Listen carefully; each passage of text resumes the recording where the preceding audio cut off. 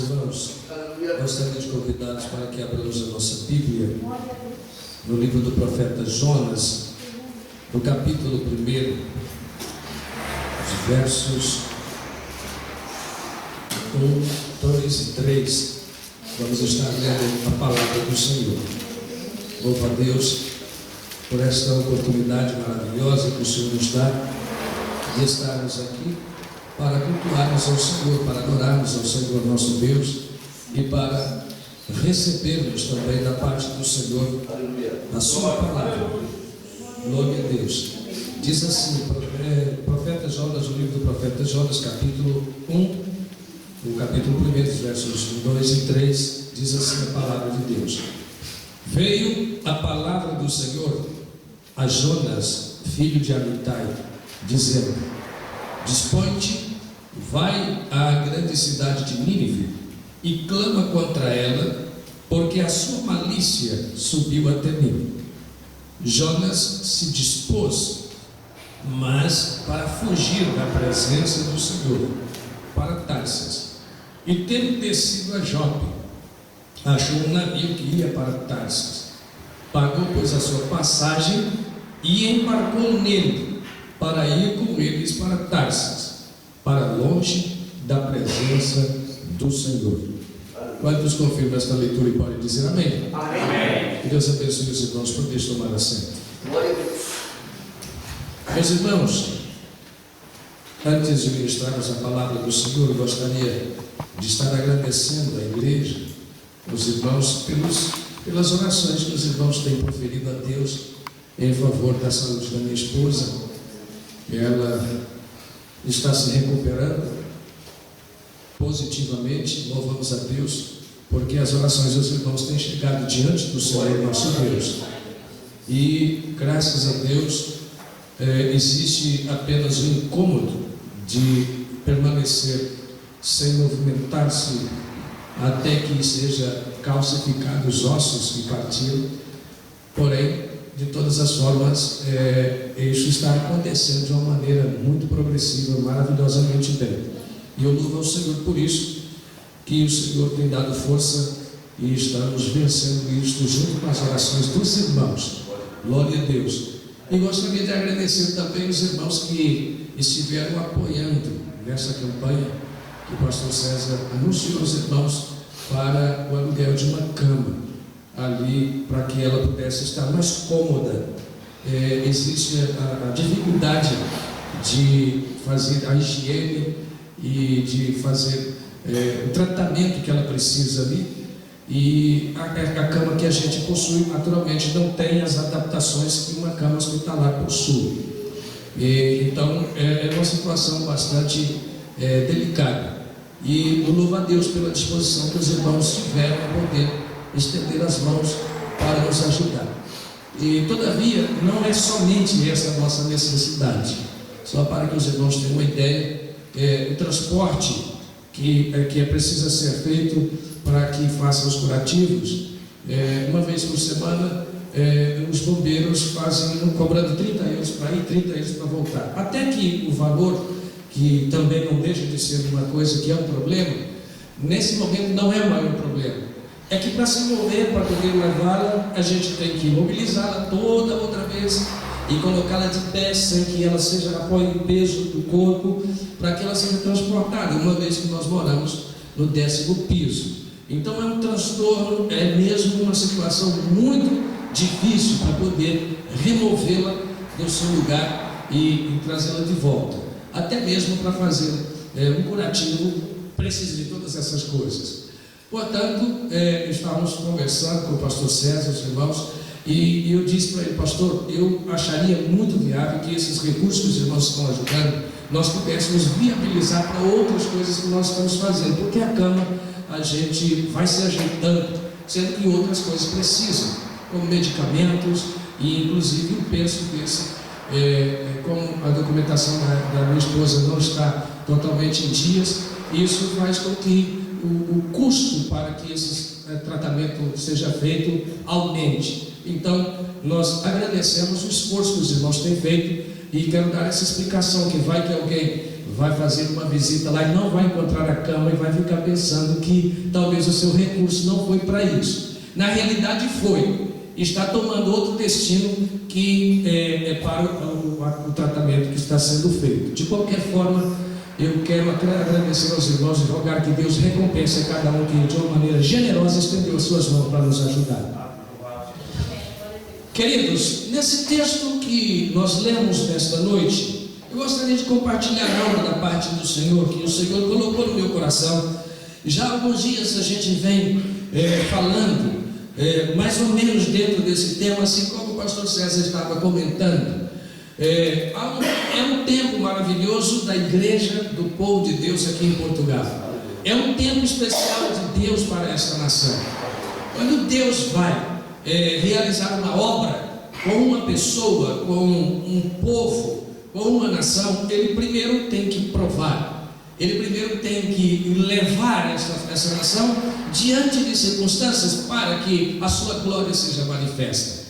E nós acreditamos que esse é um tempo em que a igreja vai viver grandes experiências nesta nação, porque Portugal está sendo tocado profundamente pela mão do Senhor nosso Deus. Essas coisas que estão acontecendo não são outras coisas a não ser a mão de Deus. Deus tratando com coisas que vêm a longas datas acontecendo neste país, e Deus está precisando ajustar contas. E Ele vai fazer isso através do seu povo. Ele vai fazer através das nossas orações. Mudanças que precisam acontecer. Inclusive, antes de adentrarmos dentro do contexto dessa palavra, alguém estava me dizendo: olha, amanhã, dia 25, vai acontecer uma revolução em Portugal. Eu disse: eu não me assusto com isso. Não me assusto como não me assustei com a caída dos muros de Berlim, a queda dos muros de Berlim. Era algo que era impossível acontecer, parecia que não aconteceria. Assim como a antiga União Soviética tornaria a Rússia e surgiria a Geórgia, surgiria a Ucrânia e outros países, também era impossível acontecer, era cortina de ferro, era proibido pregar. O pastor chegou a citar Richard, da Romênia, que foi preso 14 anos, sem contar que a esposa dele também foi presa muitos anos. Enfim, por causa do evangelho, estava tudo lacrado, era impossível alguém romper aquilo. Mas as orações da igreja derrubaram esses sistemas e o nome do Senhor vem sendo glorificado nessas nações. Então eu acredito que esse tempo em que estamos vivendo é um tempo em que Deus manifestará a sua glória de maneira sobrenatural em Portugal. E nós estamos aqui. Esse é o tempo em que Deus vai fazer isto para a glória do seu precioso nome. E eu venho ministrando uma palavra mais ou menos dentro desse contexto. E eu li aqui dentro dos versos 1, 2 e 3 que veio a palavra de Deus, a palavra do Senhor a Jonas, filho de Amitai. Jonas era um profeta do Senhor. Jonas era um escolhido por Deus. Ele trazia mensagens bastante importantes para o seu povo. Porém, nesta ocasião, Deus designou a Jonas para ir para um outro sítio, para um outro lugar. Estava fora da sua jurisdição, estava fora até mesmo da sua nação. Era até uma viagem missionária essa que Jonas estava fazendo.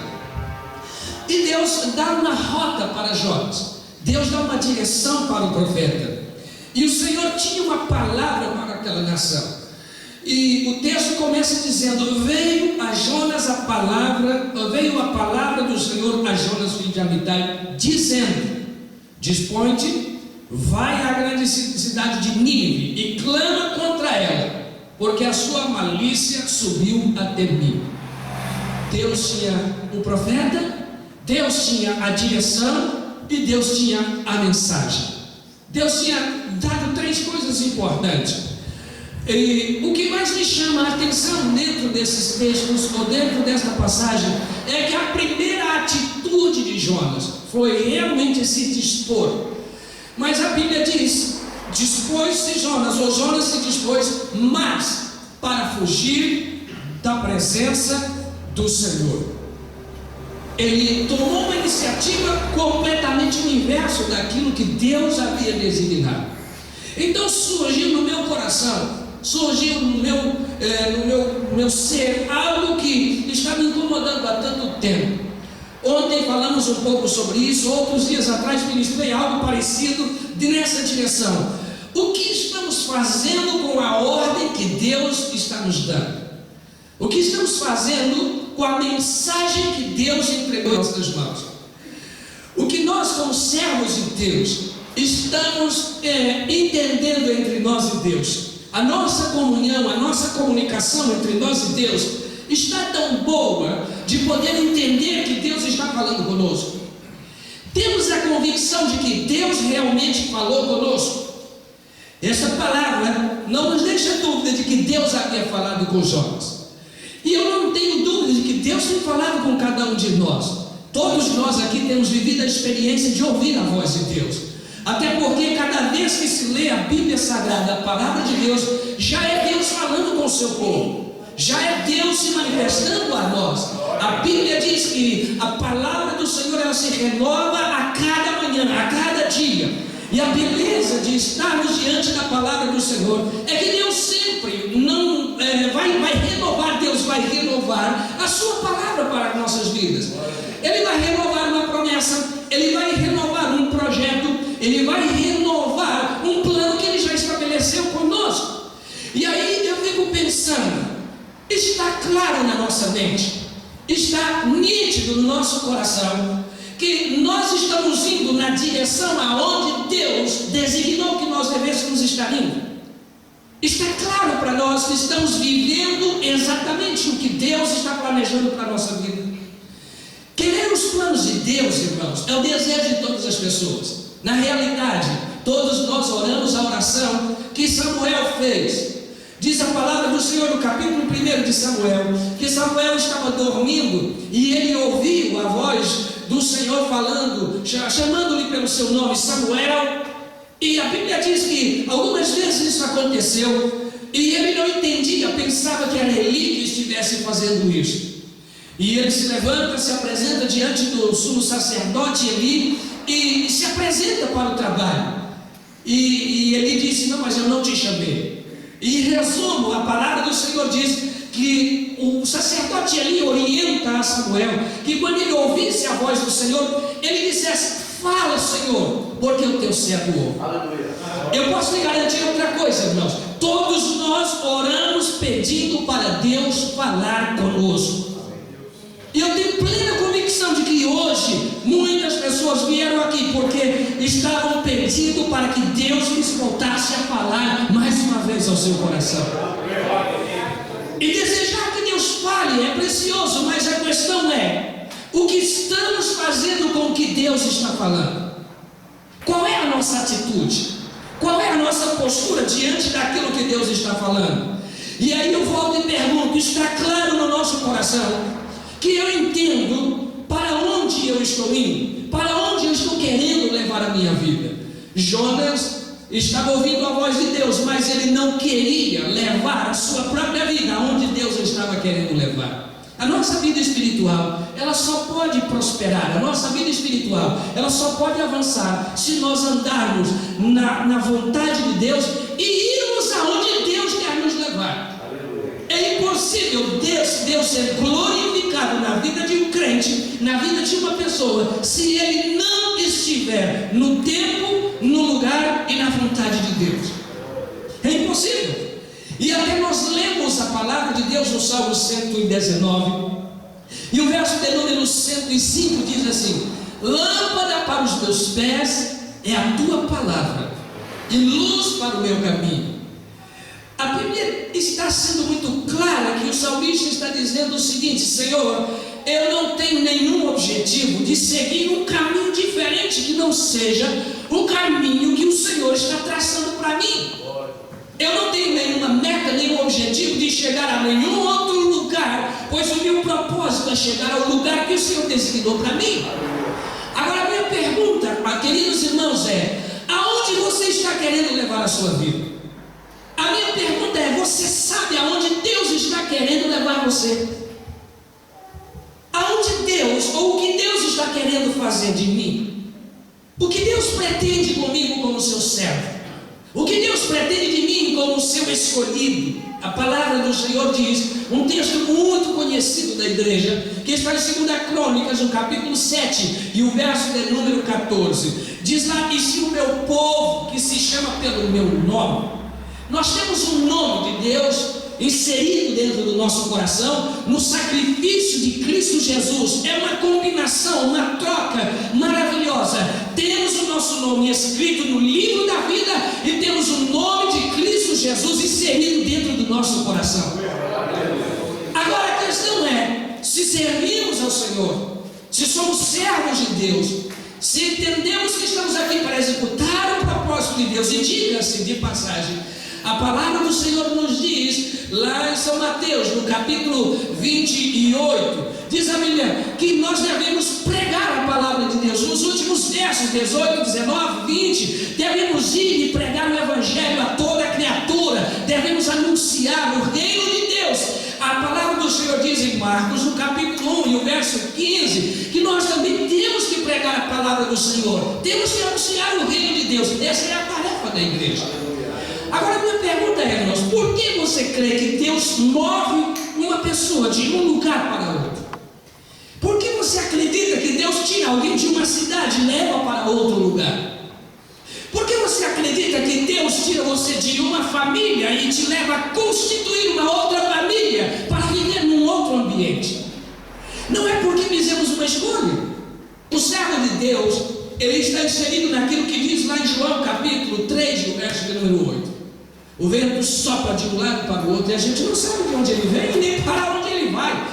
Assim são aqueles que são guiados pelo Espírito de Deus. E nós somos guiados pelo Espírito de Deus.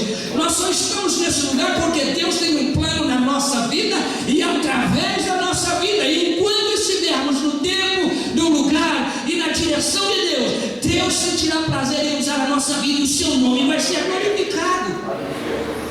Mas aí existem alguns pormenores. Tem pessoas que querem tomar um caminho inverso daquilo que Deus está designando para a sua vida. E eu posso te garantir uma verdade, que muitos de nós oramos, muitos de nós chegamos aqui em Portugal, por exemplo, dizendo: Deus me enviou para Portugal. Ótimo, Deus nos enviou para Portugal, mas para fazer o quê? Deus nos enviou para fazer dinheiro? Bom, a maioria das pessoas, 99,9999% vem porque tem que pagar uma dívida, vem porque quer comprar uma casa, vem porque quer melhorar de vida. Pouquíssimas pessoas, na verdade, falam: eu estou indo porque Deus mandou. Tem pessoas que oram, desejam e vêm e dizem que Deus mandou. Mas na realidade são pouquíssimas as pessoas que Deus verdadeiramente mandou. Agora, se eu cheguei aqui, mesmo que não tenha sido especificamente como Deus me tenha enviado, eu posso ser uma bênção nas mãos do Senhor, mesmo não tendo sido especificamente enviado. Por quê? A porta dessa nação, por mais que seja democrática, por mais que haja acordos políticos entre nós e o Brasil, ou entre Portugal e o Brasil, isso não significa que todas as pessoas chegam aqui e entram. Você já cansou de ver pessoas documentadas chegarem nesta nação e voltarem para trás? Eles simplesmente vão embora, não são permitidos entrar. E a minha pergunta é: por que Deus abriu a porta para que eu e você entrássemos aqui? É porque Deus tem um plano no nosso desejo de que nós sejamos usados para a glória do seu precioso nome aqui nesta terra. Agora, eu preciso entender se estou levando a minha vida à direção que Deus projetou para mim. Deus te trouxe aqui, ótimo. Você está utilizando esse tempo, você está utilizando esta oportunidade para que Deus seja glorificado através da sua vida. Não adianta ser escolhido por Deus, não adianta nem ser enviado por Deus se eu não me interesso naquilo que Deus está fazendo.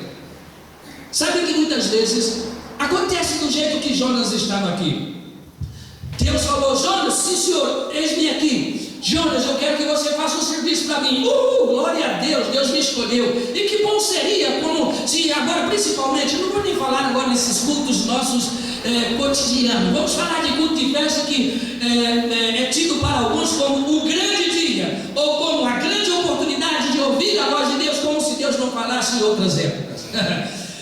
Essas épocas, às vezes, para alguns, parece que é o único dia, né, pastor?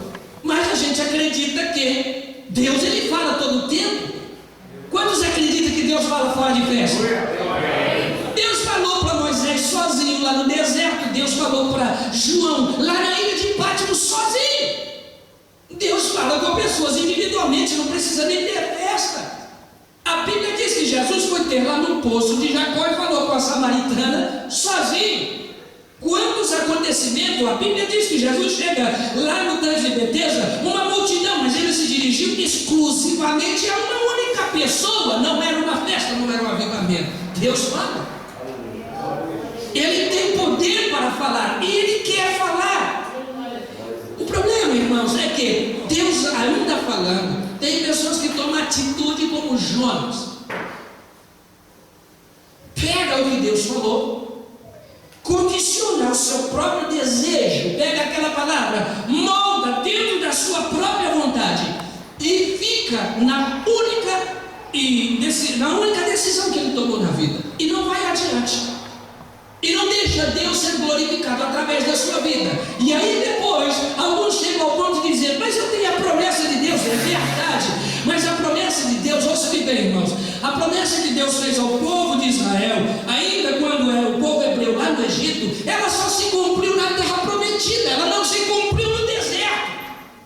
Ela não se cumpriu naqueles 40 anos de peregrinação. Essa palavra só se cumpriu 40 anos depois, na vida de duas famílias que não aceitaram tirar a visão, o plano de Deus e a promessa de Deus de dentro do seu coração e não fez outra coisa diferente. Chegou ao ponto de Josué dizer, ainda que vocês, todo mundo, ninguém mais queira servir ao Senhor, eu e a minha casa serviremos ao Senhor. Ele estava decidido. Ele não tinha outra meta. O único propósito de Josué era servir a Deus, era adorar a Deus. Agora diga comigo, servir a Deus não é fácil. Irmãos, é muito difícil servir a Deus. Para servir a Deus é preciso coragem. Para servir a Deus é preciso determinação. Para servir a Deus é preciso persistência. Para servir a Deus é preciso abrir mão de muitas coisas. E para Nínive, na realidade, não era o melhor lugar que Jonas pudesse escolher, porque era a terra dos seus inimigos. E para Nínive era estar contrário. Jonas, quem sabe, tinha estou aqui abrindo aqui na minha mente, na minha imaginação, um plano evangelístico na Cesareia, um plano evangelístico lá na Síria, em outro lugar, ou em outro país, mas lá na Nínive ele não queria. Mas Deus mandou ele para lá. Agora, se Deus mandou ele para lá, é lá que Deus quer usá-lo. É lá que Deus quer ser glorificado. E aí, só que tem um detalhe, ele tomou a decisão de não ir para o lugar onde Deus havia escolhido. E aí entra um grande problema, irmãos. O povo de Deus é especialista em criar atalho. O povo de Deus é especialista em criar alternativas. O povo de Deus é especialista em criar plano B. Na realidade, não somos nós que somos donos do plano. Na realidade, não somos nós que fazemos as escolhas. Não somos nós que devemos dizer, Senhor, eu estou indo para lá e é lá que o Senhor vai me abençoar. Senhor, eu quero fazer isso e é aqui que o Senhor vai me abençoar. Não é assim. É Deus quem decide. Lá para o seu povo, ele fala através de Jeremias, ele diz, eu sei os planos que eu tenho a respeito de vós. Deus estava dizendo, aí o povo está dizendo, olha, a gente tem um plano aqui, a gente até pensou em ir por aqui, por esse caminho, é melhor, é mais seguro. E o Senhor diz assim, os meus caminhos são mais altos que os vossos caminhos. Os meus pensamentos são muito maiores, mais importantes do que os vossos pensamentos. Porque o crente, irmãos, ele está vendo aqui, ele está vendo agora, ele está vendo esse momento, enquanto Deus está vendo amanhã, Deus está vendo o futuro. E se hoje aqui o que Deus te manda fazer é algo difícil, é algo complicado, creia, porque pode ser difícil agora, mas amanhã será bênção e você glorificará o nome do Senhor pela porta que Deus está abrindo para você servir. E olha, aquele povo, quando chegou do lado de cá do mar, eles estavam, vamos morrer, meu Deus, por que o Senhor nos trouxe aqui para morrer? Misericórdia! pensamento deles. Mas quando eles atravessaram do outro lado, eles estavam, uhul! Só o Senhor é Deus, todo mundo celebrando e dançando aquele negócio todo. E as mulheres tocando pandeiro, era uma festa só do outro lado. Do lado de cá, eles estavam dizendo: Deus nos tirou do Egito para matar a gente aqui no Mar Vermelho. Do outro lado, eles estavam dizendo: Deus é bom demais.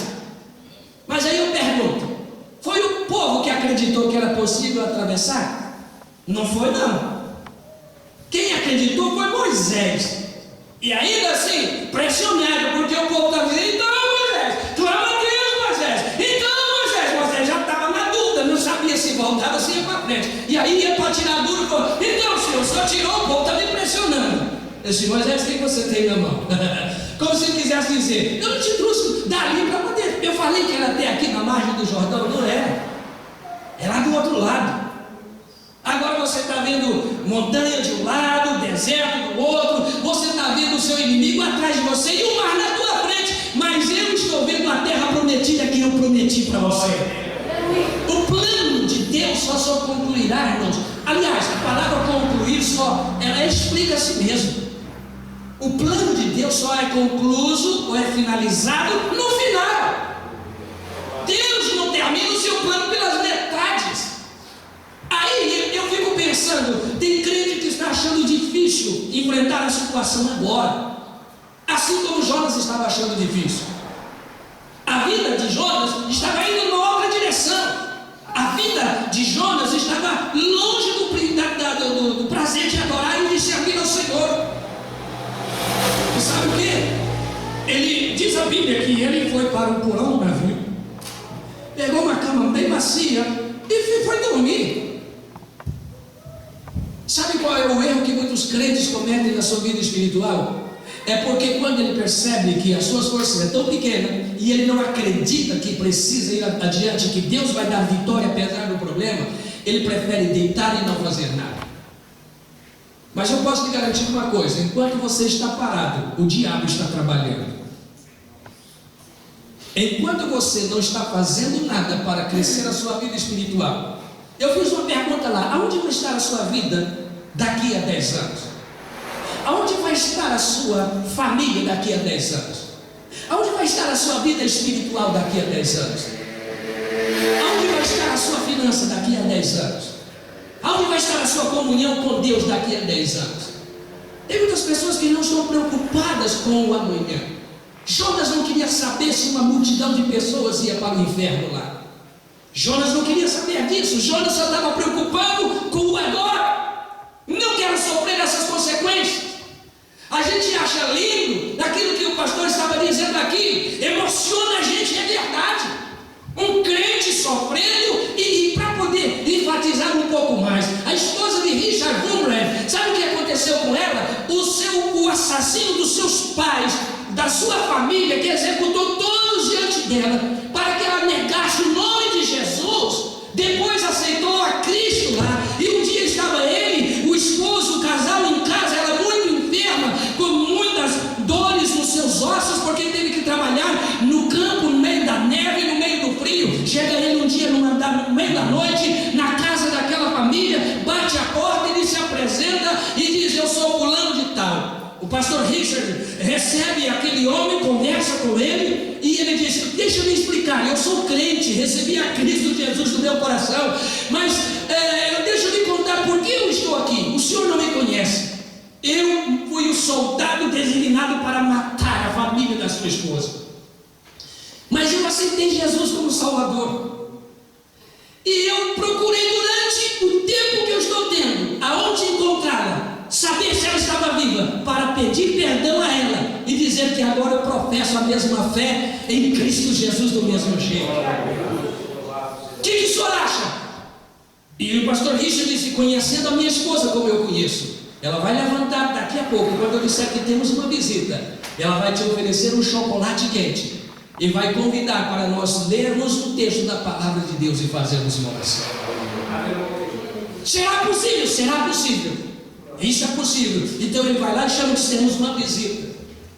E disse: olha, antes de você pensar em fazer qualquer coisa, deixe-me apresentar a pessoa que está aqui. esse senhor que está aqui é o senhor fulano de tal, assim, assado. Você não se lembra dele? Ele disse, a feição não me é estranha. Pois é, esse homem foi o homem que foi escolhido para matar a sua família. Eu disse, agora estou me lembrando. A história diz que ele ficou esperando que ela proferisse qualquer coisa desagradável. Ela disse, deixe-me buscar um pouco de chocolate quente. Vamos ler o texto da palavra do Senhor e agradecer a Deus, porque eu orei todos esses anos para que você também conhecesse a Cristo Jesus. Aleluia. Fazer a obra de Deus não é fácil. Falar desses testemunhos é maravilhoso, todo mundo dá glória a Deus, mas a pergunta é, você gostaria de estar no lugar dessa mulher? É isso que aconteceu com Jonas, Senhor. Deus estava falando, vai para lá, onde eles escalpam as pessoas, arrancam o couro das pessoas vivas, aonde eles espetam as pessoas e deixam no muro da cidade para os seus inimigos passarem e verem o que eles podem fazer com os seus adversários. E como que por revelação, Jonas já sabia que o povo daquela cidade um dia iria entrar em Jerusalém e iria fazer algo terrível com as famílias de Jerusalém. Ele disse, eu não quero pregar para essa gente. Por essas coisas eu digo, irmão, nem sempre os caminhos de Deus é do jeito que a gente quer. E eu posso lhe garantir que para todos que nós estamos aqui, tem muita gente enganada aqui, hoje, agora. Não só nesse culto, mas em todos os lugares, mas tratando-se de nós aqui agora. Tem muita gente enganada, pensando que Deus está satisfeito com o caminho que as nossas vidas estão levando. Tem gente que não tem prazer de glorificar mais a Deus. Tem gente que não tem mais prazer de cultuar o Senhor. Tem gente que é como funcionário de empresa, que ele pica o cartão dia e noite, mas não sente prazer. É como um funcionário que chega na empresa, fala mal do patrão o tempo todo, maldiz o salário que ganha. Ele fica desejando que algo sinistro aconteça, para que ele fique recebendo sem precisar de trabalhar. Há muitas pessoas na casa de Deus assim, só quer a bênção de Deus, mas não interessa em glorificar ao Senhor, não se preocupa como está o futuro da sua vida. Ontem eu estava falando com a igreja, Jesus Cristo vai voltar e eu preciso estar preparado para o arrebatamento da igreja. Mas para ser arrebatado é preciso estar dentro da vontade de Deus. É impossível entrar no céu andando por caminhos diferentes. Jesus disse, eu sou o caminho e a verdade e a vida. Ninguém vem ao Pai se não for por mim. Não tem como. O pastor citou aqui hoje, é uma verdade. É impossível agradar a Deus sem fé. E a pergunta é, você sabe o que é viver pela fé? Viver pela fé não é deixar de trabalhar para trabalhar de tempo integral numa igreja. Isso não é viver pela fé. Viver pela fé é obedecer a Deus em tudo aquilo que Deus manda. Porque tem coisa que Deus manda que não é fácil fazer, não é simples fazer. Obedecer a Deus, seguir o caminho de Deus. Um dia eu estava em um lugar aqui em Lisboa, lá em Cascais, e alguém disse assim, pastor, é muito difícil servir a Deus. Sim, irmão, pode dobrar isso aí, você nem imagina. A questão é que nós queremos um caminho asfaltado, só que tem hora que Deus bota a gente naqueles com barreira. Tem que saltar por cima de espinhos, por cima de pedras, e como se não bastasse, atravessa no meio do lodo, no meio de um pântano, e tem que subir montanhas, tem que escalar uma árvore, tem que fazer qualquer coisa difícil. Mas esse é o caminho que Deus escolheu para a gente. A Bíblia diz, no mundo tereis aflições. A Bíblia não diz, você vai entrar no céu ileso, sem nenhuma mancha, sem nenhuma marca, sem nenhum probleminha na sua vida. E eu posso lhe dizer uma verdade, o pastor citou aqui mais uma vez, Efésios capítulo 6,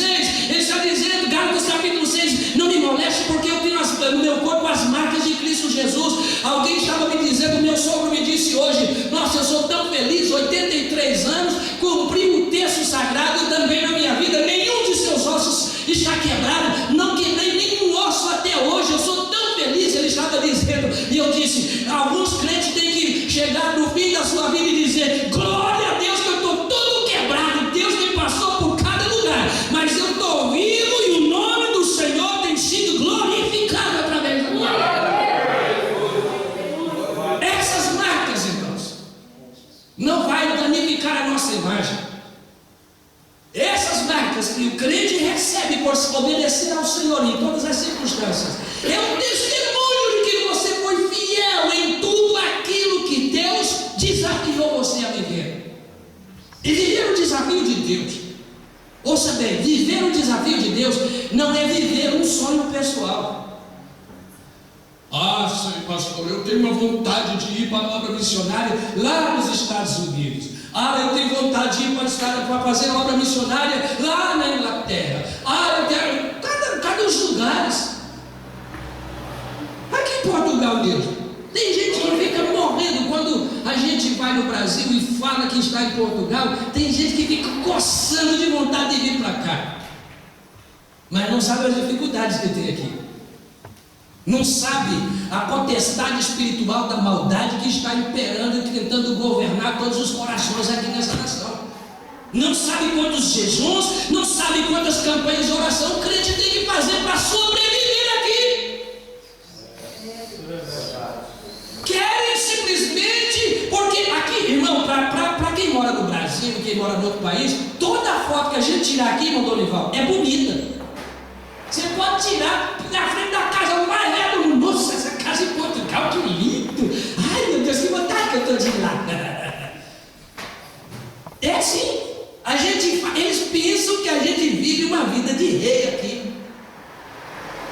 Eles não veem que a gente está fugindo assim, dardos caindo, bomba caindo, um monte de coisa vindo na tua direção. Você se esconde para lá, se esconde para cá, se oculta debaixo da mão do Senhor aqui, vai para o jejum, vai para uma oração, vai para debaixo da misericórdia de Deus, e é assim que a gente chega do outro lado. Mas se você chegar marcado, irmão, glorifique a Deus, porque Deus te escolheu para fazer a sua obra, e o nome do Senhor precisa ser glorificado.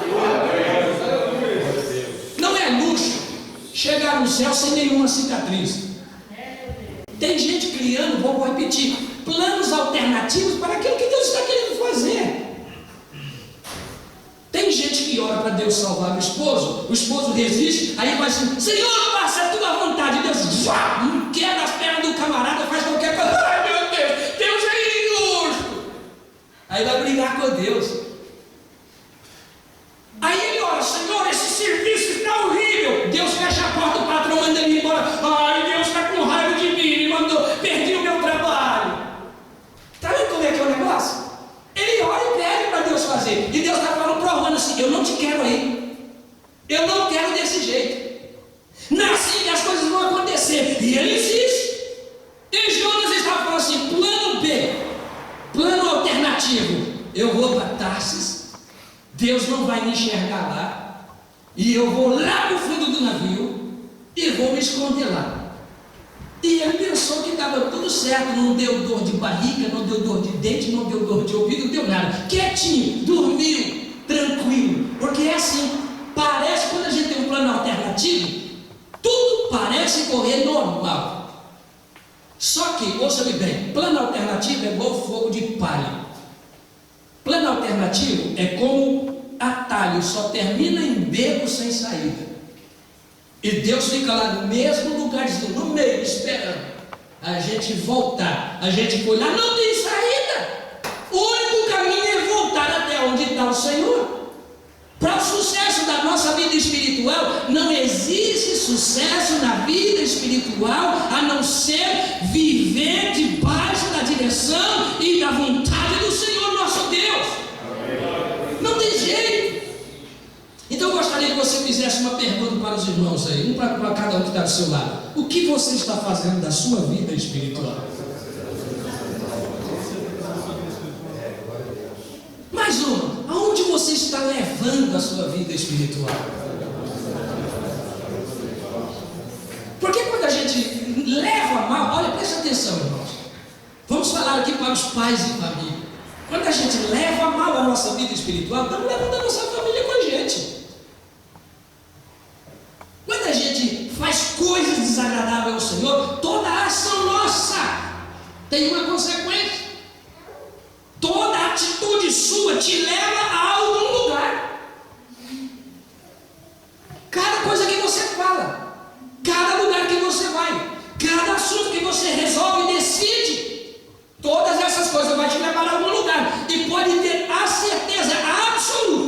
e na história da nossa vida. Está tudo escrito, está tudo registrado. E como Deus não se preocupa nem com o tempo, nem com o espaço, Ele fica de olho na nossa vida 24 horas por dia. É por isso que Ele vai dar a justa recompensa para cada um de nós, para cada coisa que a gente fala, para cada coisa que a gente faz, para cada decisão que a gente toma. E se eu quero a minha família abençoada, irmãos, preste atenção nisso. É preciso guardar os princípios da palavra de Deus, custe o que custar. É preciso estar na presença de Deus, não importa o quanto isso vai reverter ou vai refletir em mim. Como eu disse que enquanto nós estamos parados, o diabo está trabalhando. O diabo, ele não mede esforços. O diabo também não se cansa. O diabo sim, ele trabalha 24 horas buscando uma oportunidade.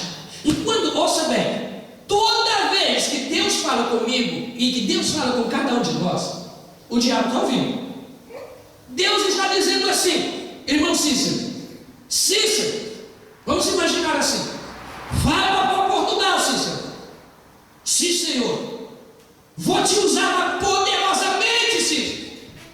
Oh, maravilha, obedeça, Senhor, eu vou. O diabo está, opa.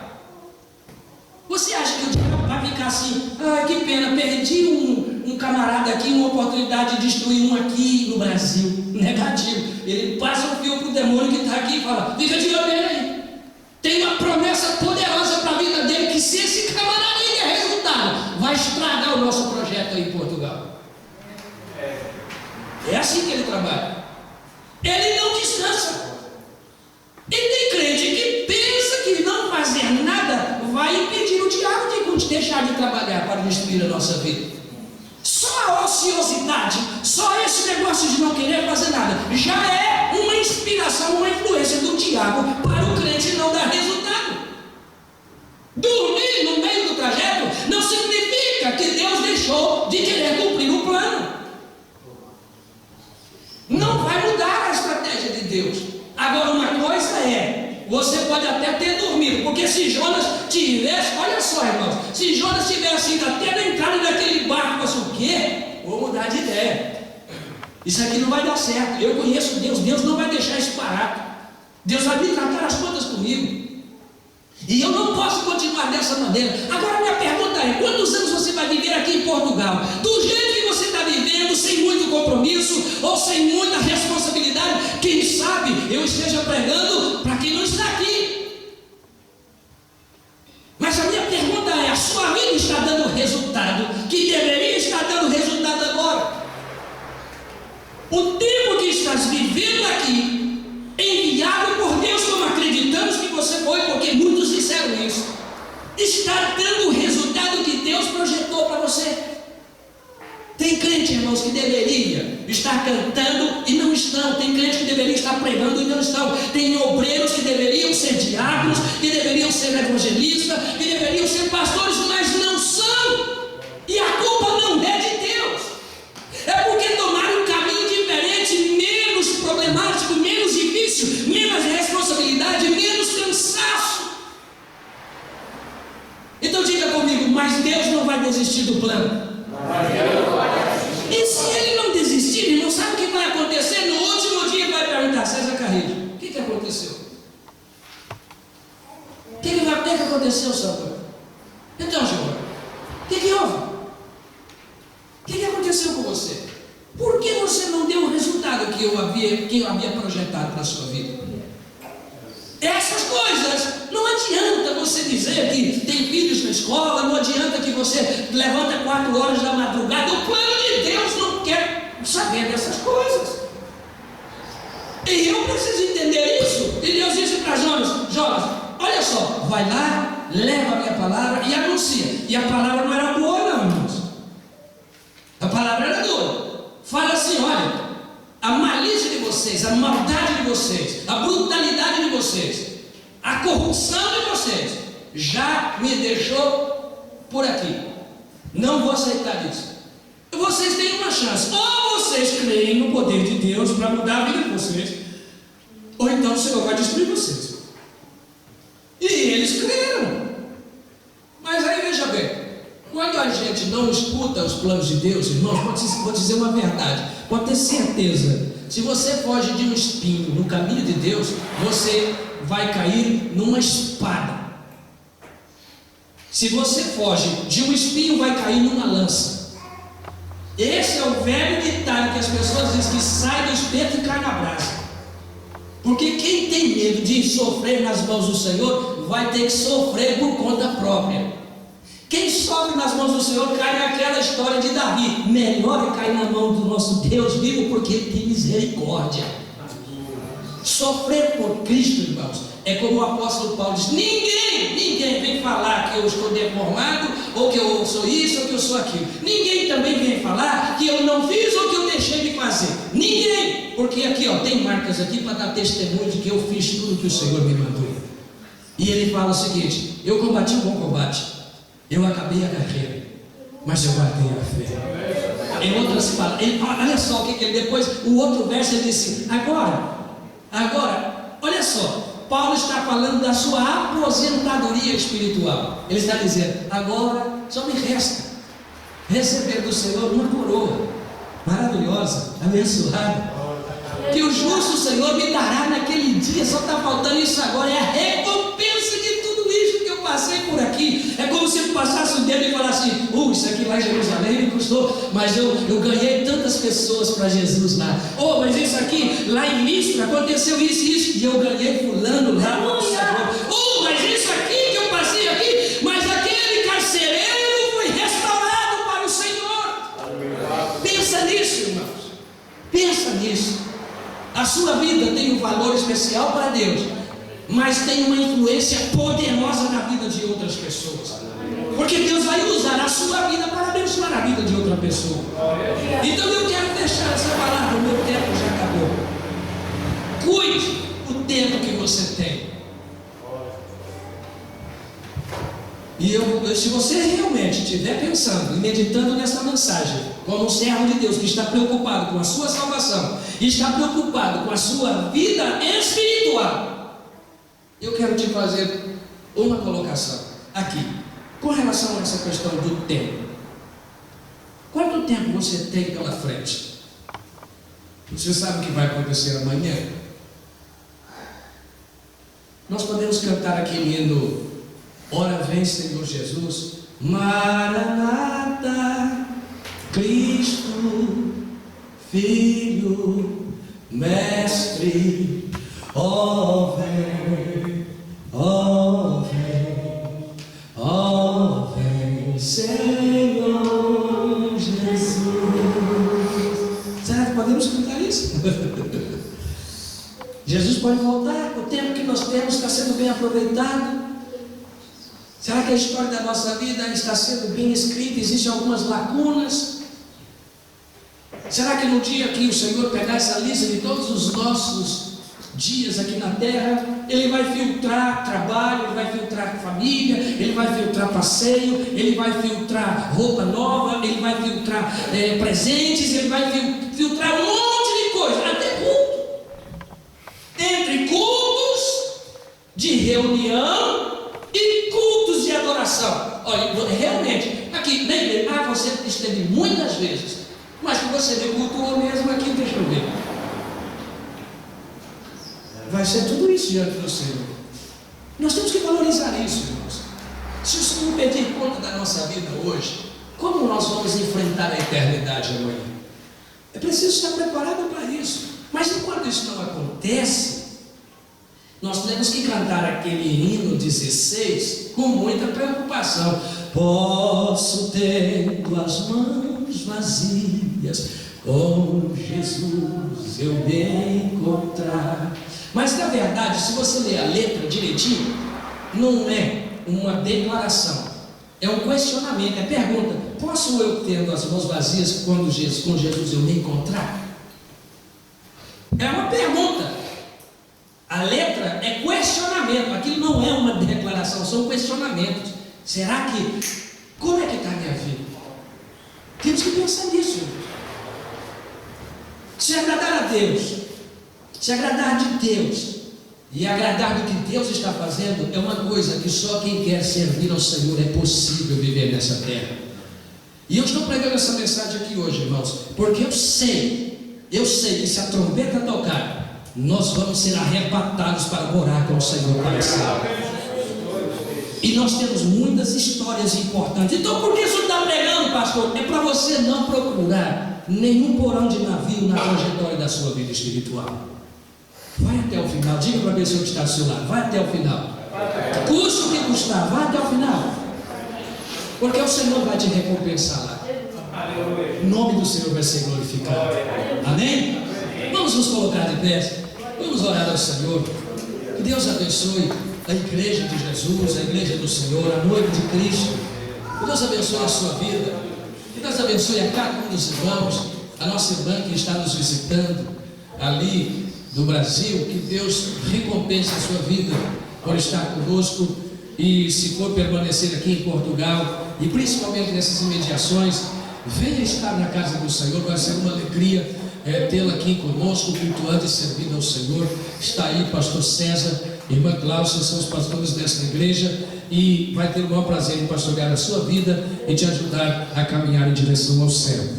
Quero agradecer a todos os irmãos que vieram estudar a palavra do Senhor.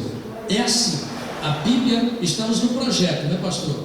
Leitura toda durante um ano. Leia a Bíblia, irmãos. Leia a Bíblia. A gente descobre cada coisa na Bíblia. Eu já li a Bíblia não sei quantas vezes. Na verdade, não é que eu já li muitas. Eu já li algumas, mas eu não lembro mais quantas vezes. E eu estou lendo agora e descobri uns negócios agora, recentemente, que eu penso assim, parece que eu nunca tinha lido essa parte da Bíblia. É muito interessante. Parece que a gente não lê uns pormenores que passam desapercebidos da gente, mas não é. É que o Espírito de Deus revela sempre, cada vez que você vai ler, te revela uma coisa maravilhosa. Então, para cada tempo, Deus tem uma palavra diferente para abençoar a sua vida. Então, nós vamos orar ao Senhor. Eu quero agradecer a Deus. Passei aqui 5 minutos do meu horário. Na realidade, eu deveria terminar um pouquinho mais cedo, mas vou dar aula daqui a pouco, não é? E os irmãos estejam orando por nós. E nós vamos estar orando uns pelos outros. A nossa peça está chegando, e a profecia daquela criança não é uma profecia vazia. Creio que Jesus vai batizar crentes com o Espírito Santo, creio que Jesus vai salvar, e creio que Jesus vai curar muitas pessoas aqui nesse lugar. Amém? Oremos. Pai, te louvamos, te bendizemos por esta noite, pela tua palavra, pelo teu Espírito, ó Deus, e pela tua igreja que se reúne aqui neste lugar. Pai, fica conosco, guarde o nosso coração, não nos deixe desviar nem para a direita nem para a esquerda. Nos ensina a ir adiante firmes, olhando para Cristo, autor e consumador da nossa fé. Segura na nossa mão, Senhor, para passarmos em circunstâncias que para nós são difíceis ou quem sabe intransponíveis para nós, mas que com a tua mão, Senhor, isso se torna possível, isso se tornará uma realidade. Nós venceremos e o